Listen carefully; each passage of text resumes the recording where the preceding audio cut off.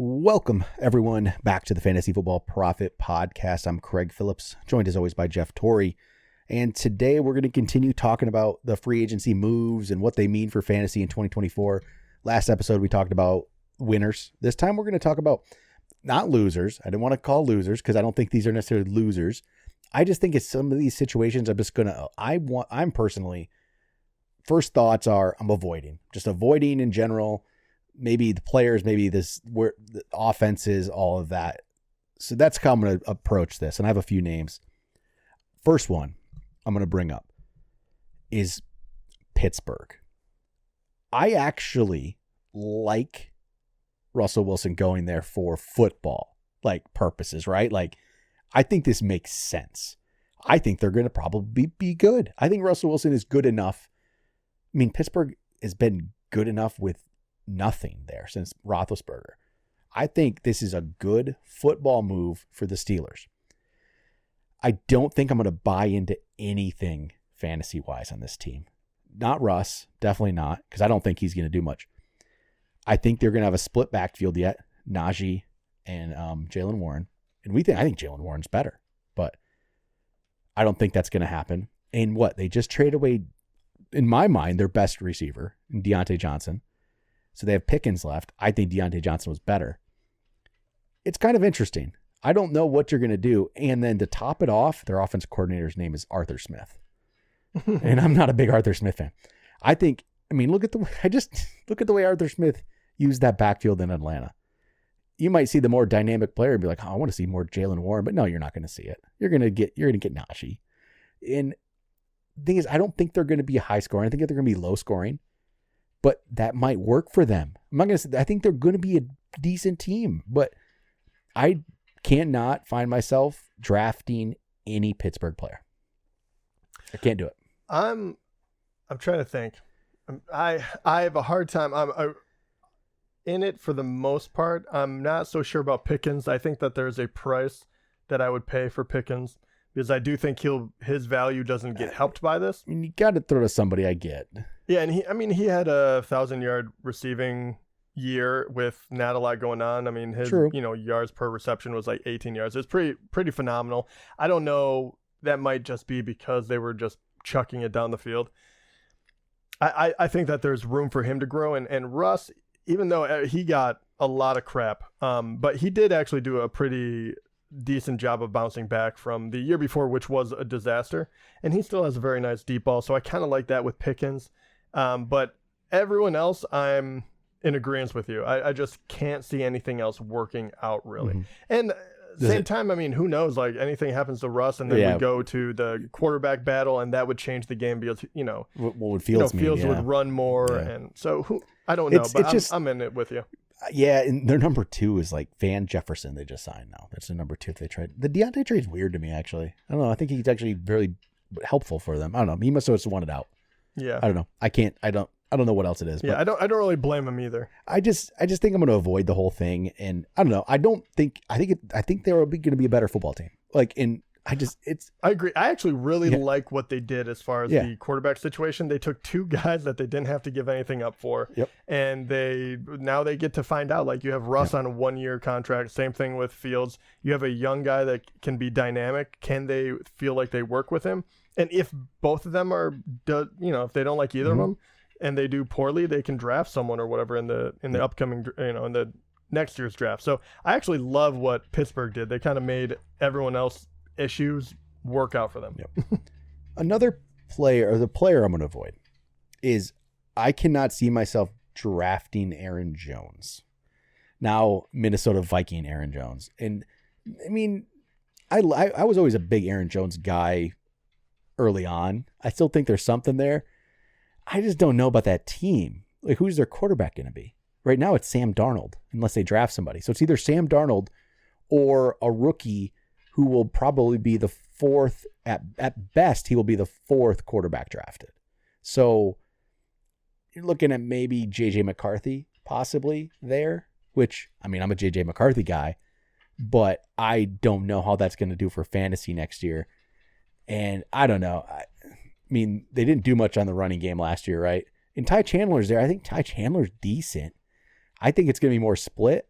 And plus, I just don't know how they're going to be. I don't know how that offense is going to be. Who's the quarter? Is it going to be Darnold? Is Darnold going to get the start? I mean, as of right now, he will. I mean, that would give me very little confidence. Yeah. And I agree with you. Hey, look, Aaron Jones has been good for a very long time. I really like him. He got hurt last year. He didn't get to play more. He played 11 games. So we weren't seeing him at the height of his game. So it's kind of easy to let him go. He's going to a place where they probably need to establish the run because their quarterback play won't be as steady. I don't know what that offense will look like because you also have 2 and 3 incredibly good pass catching options, right? You have Hawkinson, Addison, and obviously, Jefferson, who is, possibly the best wide receiver in the league. No matter who you are, you feel like you can move the ball, but I feel like losing Cousins is a bigger deal than they're letting on. And if you have only Darnold, everything that we have seen leads me to believe that everyone will take a hit. Well, and that's the problem. That's where it just becomes like, I don't want to deal with those question marks on what this quarterback situation is going to be and how it's going to go. And I don't want Here's my question for you. And the real one, I agree with you on Aaron Jones. I would try to avoid it if I could. What does this actually do for, we'll take Hawkinson out of it, but does this actually lower Jefferson? And what do you do with Addison, knowing that they'll try to force feed Jefferson before they get to Addison? I think it does lower Jefferson right now. I think Jefferson last year was the sure thing number 1 receiver, and he's not going to be that this year. I mean, at this point, do people draft CeeDee Lamb over him? Probably Tyreek over him, I would say. I think they draft Tyreek, CeeDee, and possibly Jamar Chase over him. I mean, at this point, do you go safer and go Amon-Ra? I mean, Amon-Ra's pretty safe. I mean, he really is. He might. That's a tough one. I mean, it is not the sexy pick. Don't get me wrong. That would be tough. But I can see those others going ahead of him now. Amon-Ra would be interesting. It'd be interesting. I mean, I think you do that knowing this is safe. Jefferson should be pretty good. He should, but again, is it Sam Darnold? And then okay. If it's JJ McCarthy, right? And it could very well be that. I mean, I'm a Michigan fan, so I like JJ. Still. And I believe in him as I think he has the potential, but did we actually see it? And also 1 year. You're talking about rookie year, right? Yeah. I think JJ's going to take some time. Whether or not you actually think that he will be a good quarterback is a whole nother thing. Because we also thought, I mean, geez, going back, how many rookie quarterbacks have we seen just bite it? Look at the 2021 class, Trevor Lawrence? Yeah, it was number 1. Right? No one panned out. He's the only one who's there because Zach Wilson's not starting. Fields and Trey Lance and Mac Jones. Right?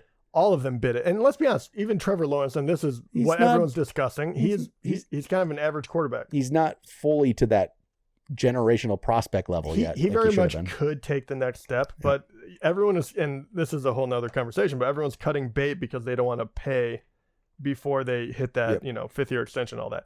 But you really think that one of these guys that is not going to be Caleb Williams isn't going to be,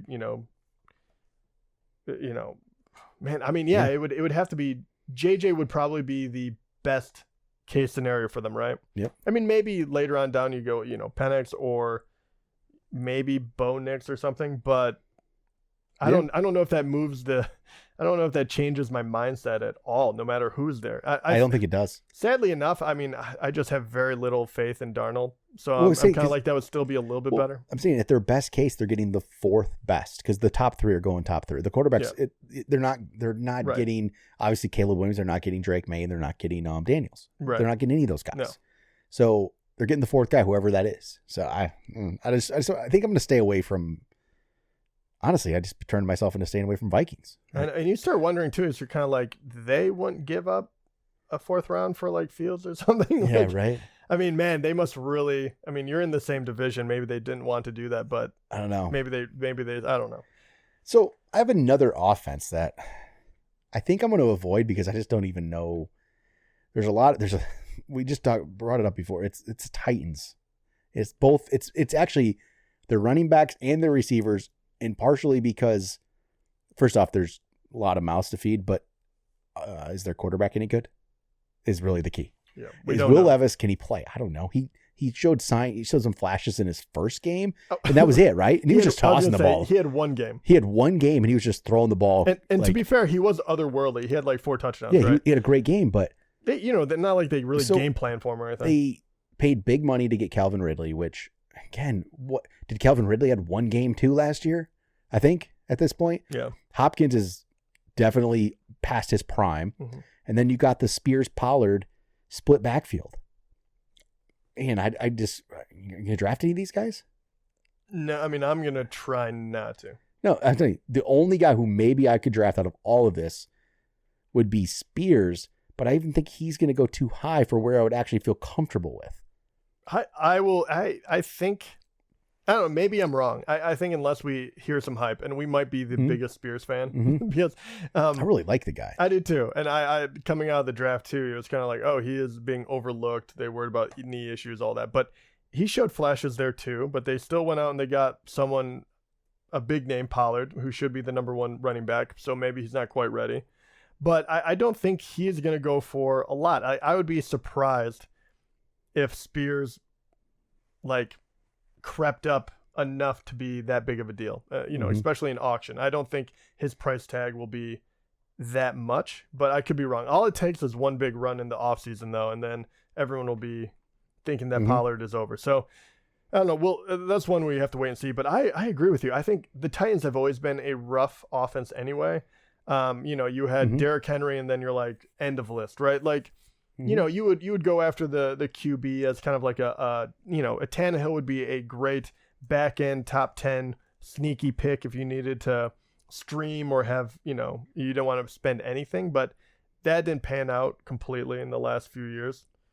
I just don't see how it was going to be a very productive offense. So I am pretty off of it as well. Yeah. So, I mean, it's not the same. It's not Vrabel anymore. So it's different, but you know what? Will Levis, I don't know. I don't think with a young quarterback, I don't know how much you can actually change in 1 year. Yep. So I got one more. Well, actually 2 more. I'll just say Austin Ekeler, he could be washed. I'm not sure. So because of that, I don't think I don't want to say I'm avoiding him. That's why, because if he's low enough, I think I want to take that chance. So I'm not going to put him I just want to throw his name out there because if he was higher, I would say I don't want him. But if he's actually not and he stays lower, he becomes interesting because maybe there's still something slightly there. But he might just slot into that Antonio Gibson role there with the Commanders. So it's just interesting. I don't know. He could be washed. He could not be. I'm not sure. But so depending on his rank, depends on if I'm avoiding him. I agree with you. He's intriguing because of everything he brings to the game. His pass catching could be very useful in that offense. I don't think that I don't think it's an accident they went out and got him. I'm waiting to find out. Who's their quarterback? Well, that is a very good question too. I mean, but with Ekeler, here's the thing. I think that is why, like, Herbert looked, and he's a good quarterback. Don't get on me for that one, but he got really overhyped, right? Everyone thought he was the second coming, and then you're kind of like, oh, it's very easy to dump it off to Ekeler and have him, catch for 800 yards or whatever. I'm wondering, I don't think that will hurt him. I do worry about the other talent on the team, like the, Jahan Dotsons and wide receivers that you want to see take one more step. Those are the guys that could be hurt by that. I think Ekeler is kind of like foolproof in a way, but he might not get as many rushes. That might be Brian Robinson. So I don't know how they're going to use him in tandem with all this talent. They're going to be a tough one because they'll have a rookie quarterback because right now their quarterback's Marcus Mariota. We know that's not a situation that'll work. Yeah. There's a lot of teams that need quarterback. It's weird. I don't know. All right. So I had one other guy. I debated. I don't know if this is how I feel about this. It's Josh Jacobs. And it's more of I'm trying to figure out what I think of him. And there's different reasons, right? He's had 5 seasons, but I feel like he's only had one really good season. It was a really great season, right? It was amazing. But out of his 5, that's really it. The problem is I don't know how to judge last year. Last year's numbers look bad. He missed 4 games, I think. But he was at 3.5 yards per carry. How much of that was holdout? Was he just rusty, never got back into it? When he held out and he never really got back in, right? But then you look, I want to think that, but then I look at the 2 years before his breakout, his huge year, and I'm like, he was kind of, there's a reason why he was such a fantasy league winner that year, is because we were kind of giving up on him after 3 seasons, and then he had a massive year. So I don't know what to do with him. Is he going to be completely the guy in Green Bay, or is it they're going to split it with A.J. Dillon yet?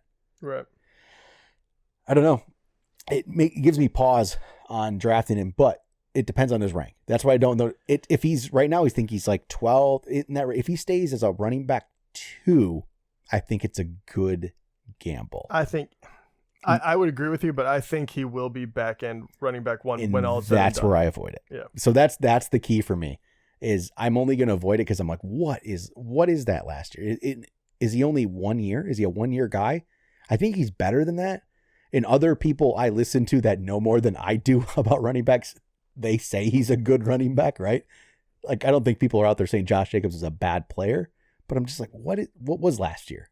Like, and he comes off of 340 carries and he just doesn't look the same. And he held, I don't know. It's a tough one where it's going to depend on if he's your running back 2. Okay. You feel good if he's your running back 2, and you kind of, you're not maybe loving it if he's your running back 1. Yeah. That's kind of how I feel about Josh Jacobs. So I don't want to fully put him there, but those are my guys. Got anybody else? Or no, I think you kind of mentioned most of them. Yeah. I'm trying to think if there's anyone. Honestly, the big one will be, I almost have to wait until after the draft, There's because I a couple really more, need to know quarterback situation before I kind of am completely off with some wide receivers out here. For sure. All right, there we go. That'll do it for this one. Talk to you guys next time.